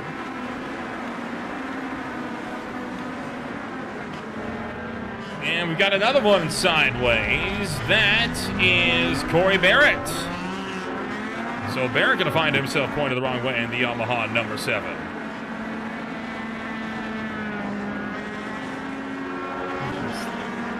Loses it, slides it a little too much, and gets pushed by Brooks Clayton. And how about this? All of a sudden, the battle pack is formed as a result of that for 15th, 16th, and 17th. Kyle Blevins going to get into it there with Ryan Verhulst and sends them both out wide. Now Aaron Thacker is wrapped up in that race for 15th. Tail end of it, not far behind, not complete. So Thacker gonna take his chance, pulls to the inside of Kyle Blevins. And the final 5 minutes, Thacker is through and into the 17th place position, and another battle potentially started to develop. Justin Hall started to close in on Chris Flams. Albeit going a little bit wide there through the triple, and that's going to hamper the abilities of that number 64 just a tad here. Just a little. Big use of that inside curving. I wonder if that will be considered a slowdown. If you do cut that corner in the S's up to McDonald's, it will force you to take one. Oh, Hall in too deep into 11. That's going to let Chris Flams trying to get the drive back around the outside at 12. That puts him on the inside for Bauer corner. And then on the run to Zeppelin. Not able to get there. Hall with a great drive around the outside. Oh, but he misses the bottom. Yep, he locks up the brakes trying to keep it from spinning on him. And Chris Flams now back in front of Justin Hall. This battle, I think, is far from over. Justin Hall drives it out with the draft helping him to get a good line into turn 1. Chris Flams not wanting to take the risk. And that was right when Mac Verstappen also makes the pass on Ron Wolf for the 12th place position. Meanwhile, approaching the 2 laps to go mark for Alex Crawford and more. Oh, whoa, off the road, Ben Williams. Big time into the grass, and he's going to loop it. He is. What I'm seeing on race control is that he was a black flag. For what? I don't know. 40X is what I'm seeing. Ben Williams, black flag, parentheses 40X. Interesting. I wonder if he got it into the final corner there. It's possible. So he is going to take the chance to just watch the racing from where he's at. I think so. And we are now 2 laps to go in the preseason race for Beer League's 11th season.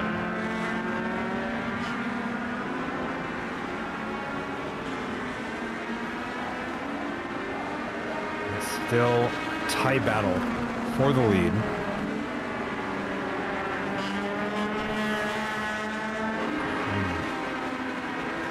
What do you reckon? Curious.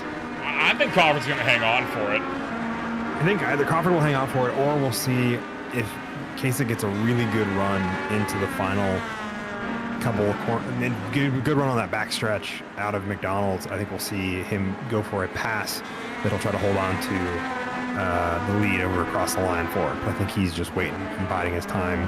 But I think if he doesn't have that, then it's very easy towards Crawford.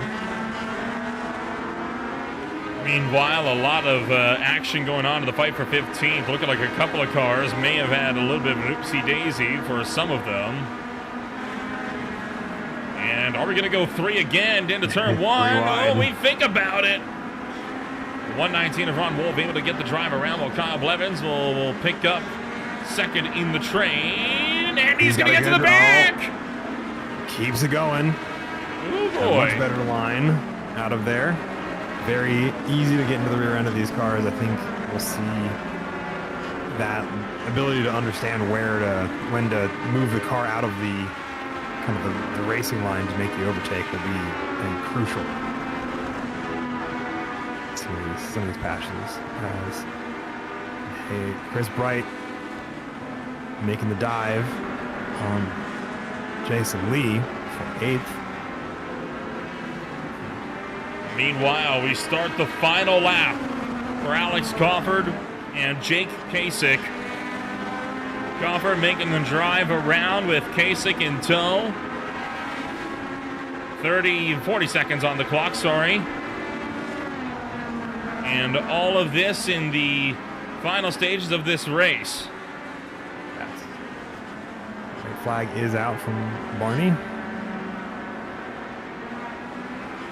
I'm wondering if Kasich's setting up that good drive out of the backstretch. Into 8, 9, and 10. Alex gonna need a good drive. He's got a good drive, but is it good enough? Crawford goes defensive. Kasich tries to follow. Kasich trying to go the long way around turn 11. Crawford, though, shuts the door on him, so turn 12 going to be hanging on for just a little while longer. Crawford into 13. Through Bauer. Can he hang on? Through Zeppelin.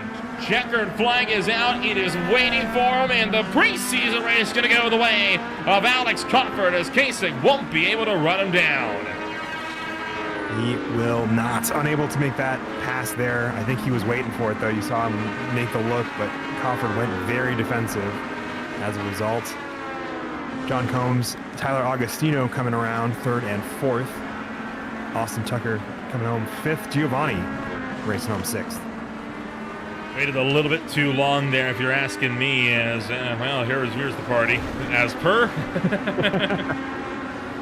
a preseason race. I'm sure they can get away with some violence here at the end.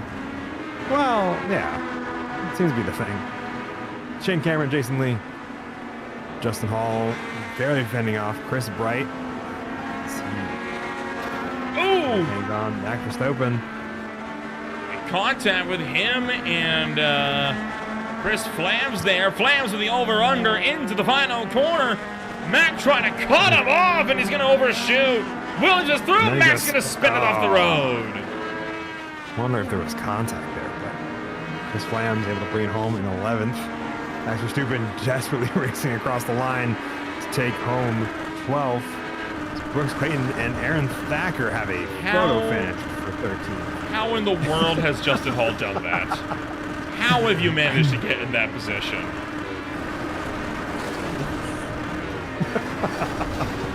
Hey, there we go. So nobody hit him, but the hit to the wall dislodged him, I think. Well, I think something bumped him. He's got a whole new problem there. I don't think the Armco Bear is appreciating what he's doing there. I don't think they are. Based on the fact that they keep generating sparks, I think they're pretty upset by that. They're not pleased. And then here comes the last couple to join the party. Oh, you know what? That is a fantastic finale to the end of the race festivities. Absolutely. That was phenomenal. But tell you what a wild race we had this afternoon, and we're going to get a chance now to take a rundown of your official post-race results this afternoon. It is Alex Crawford to take home the win to the main event alongside Jake Kasich. John Combs was 3rd, Augustino in 4th, Tucker in 5th, Giovanni Romano in 6th, and Shane Cameron, Jason Lee, Justin Hall, and Chris Bright close out the top 10. In 11th, there is Chris Flams, Max Verstappen in 12th. 13th is going to be Brooks Clayton. Aaron Thacker taking him 14th, narrowly behind Brooks. 15th is going to be... 12th, 13th. Mine is that. That's right. Matthew Dubois in 14th. 15th, Kyle Blevins. 16th, Jordan Babcock. 17th is going to be Ryan Verhulst. 18th, Eric Ronenberg. 19th, Ryan Murphy. 20th is Max Verstappen. I don't know why he's listed higher up online.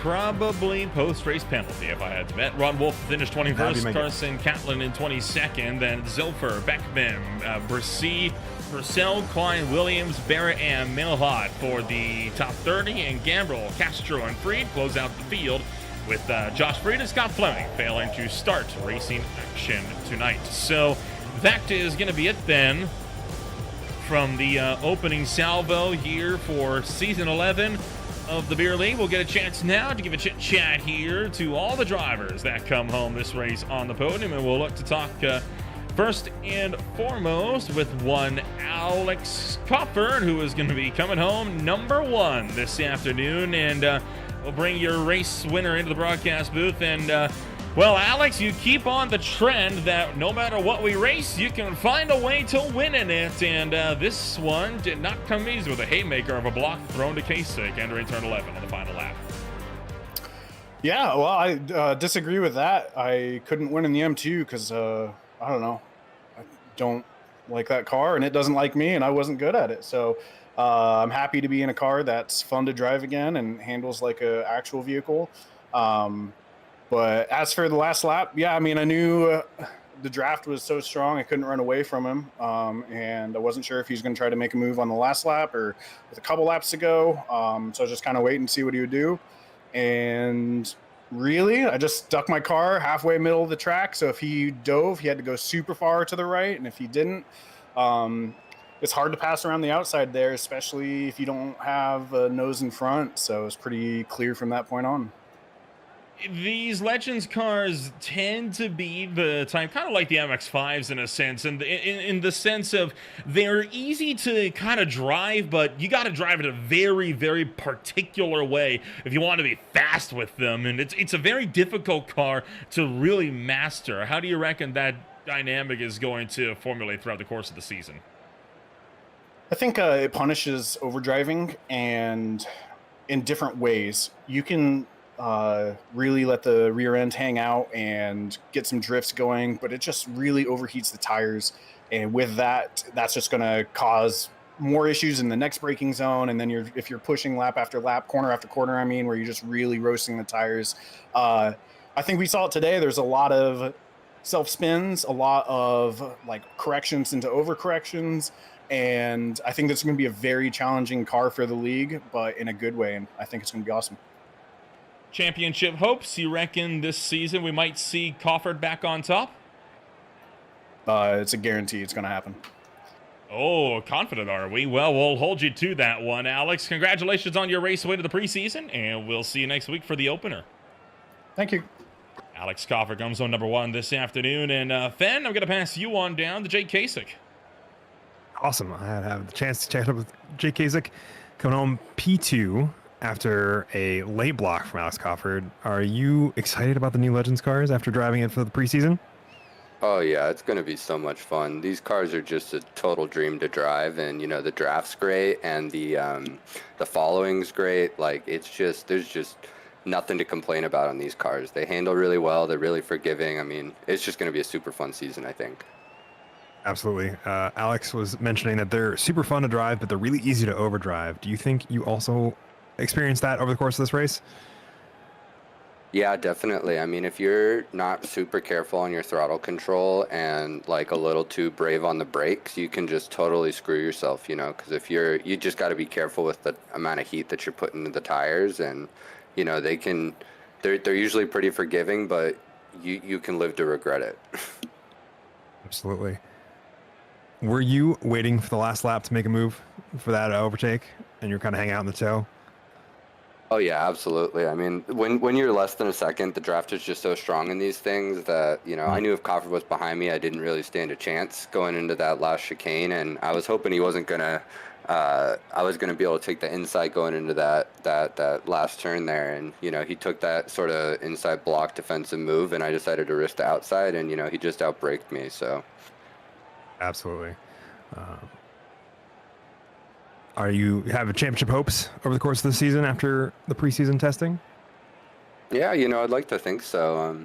I think I've been pretty close the last 3 seasons that I've run with the beer league, and you know, maybe I'll have a chance at getting the top spot this year.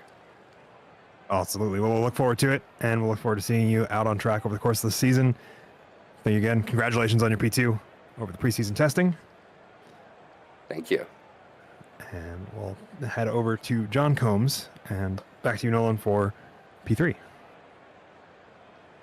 So it's going to end up being John Combs who comes home number 3 this afternoon. And, well, John, another podium for you this afternoon. A bit of no man's land for you at the end of the night. You had a bit of a fight going with you and Tyler Augustino. You were able to maintain that run, though, and take your first podium of season number 11. How's it feeling? Oh, the car felt great. It was a lot of fun. It's very draft heavy, correctable spins. It was a good time. Kind of talk us through what your driving style is like with this car. How do you have to adapt to such a different car compared to what we drove last season, and what it could mean for your season as a whole? Yeah, I feel like it's you can be later on the brakes. It's more forgiving with the spins. Like I felt like if I was real late and deep on the brakes and it starts to slide, you can kind of drift through the corner and catch it. You've got to be way more easy on the throttle. I think that's everybody's saying it. It's a lot of throttle control. Well, we look forward to the main season as a whole. We know you've gotten a few wins in the past year at the Beer League. Do you reckon there's going to be some more in store for you with these 34 coupes? That's the plan, man. We'll see. All right, sounds like a solid plan. John, congratulations on 3rd place. A pleasure to talk to you again, and we'll see you next week for the opener. All right, cheers, guys. Thanks. John Combs able to come home number 1 this afternoon, and well, fam, we don't know where we are going to be racing for the opener. It seems like the spinner having a bit of a fritz this afternoon, based on the repeated attempts I've seen with Austin Tucker trying to get it started at least. But we know that this season is going to be wild, right? I mean, if tonight's anything to go by, it's going to be something else.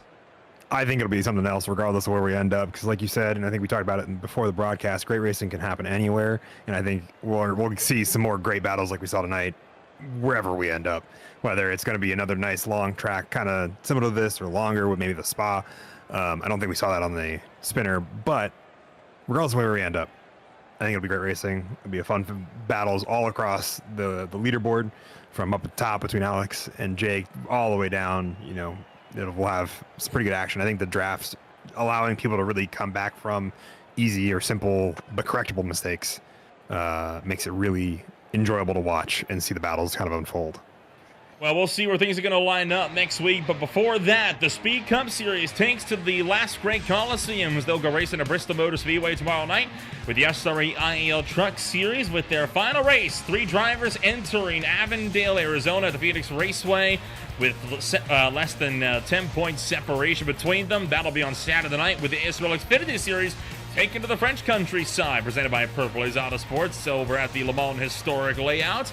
The High Tide Racing League Guardian Premier Series swings down to Hampton, Georgia on Monday, with the Ole Miss Earl Cup Series out to Talladega on Tuesday, and that brings us all the way back around to the PSR Sim Gimmick Expo Truck Series for round 3 at Rockingham, and the Beer League for their official season opener for season 11 of competition. If you want to find out more about who we are, what we can offer you, check us out today at www.greenflagtv.com.